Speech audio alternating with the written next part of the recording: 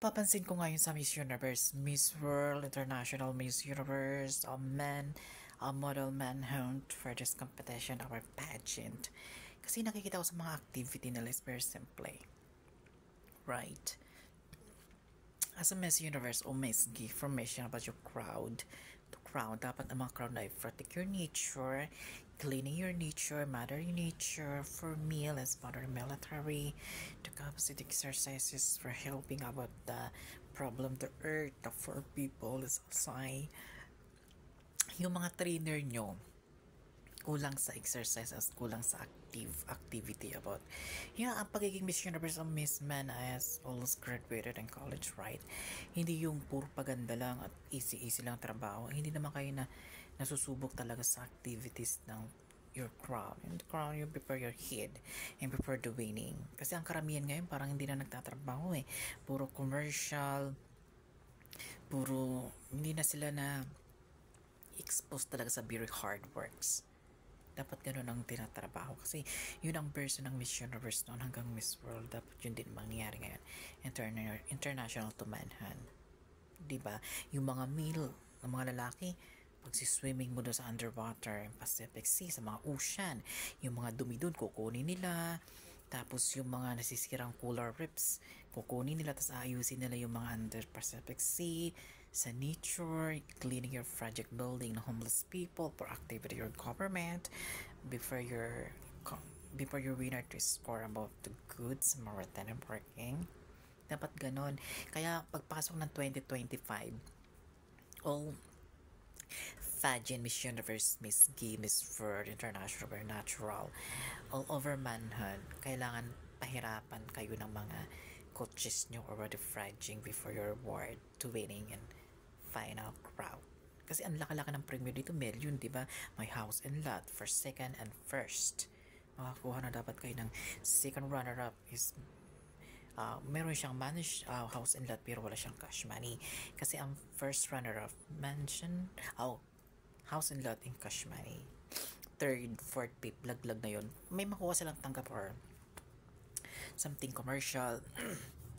For jig makeup, fairness brand, all accessories for kunting pera at working.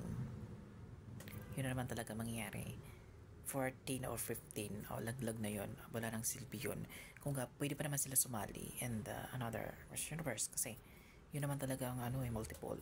Hanggat paulit-ulit lang yan, sila lang din ang show kasi your image is real. Hanggat matapos. So, para to my cling in TikTok, sa Bias Barnega sa GR and Jenna Barnega for Human Being and YouTube channel. Thank you. And modeling to Miss Gay and part by start to my Instagram. So, maganda ako noon at something, tumatanda tayo. So, pag nakuha kong aking billion money in international American Philippines to all over the world, bibilhin ko ang Miss Universe. Miss World or whatever the building in Norway na the competition world and ginagawa ang lahat ng mga pageant. Gusto ko akong mamamahala kasi may mga gagawin akong challenging na mahihirapan sila for whatever your pride in living to believe. Kaya yun ang magaganap. Kaya yung aking magiging business, judge na rin ako para sa mga Miss Universe, Miss Male pageant.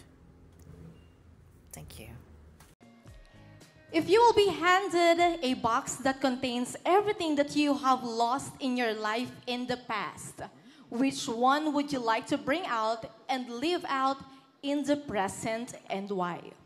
Kung ikaw ay bibigyan ng isang kahon na naglalaman ng lahat ng bagay na iyong nawala sa iyong nakaraan, ano ang pipiliin mong ilabas sa kahon at muling isabuhay sa kasalukuyan at bakit?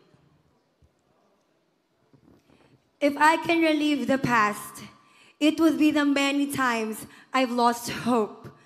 During these difficult moments, I learned the value of having resilience and strength.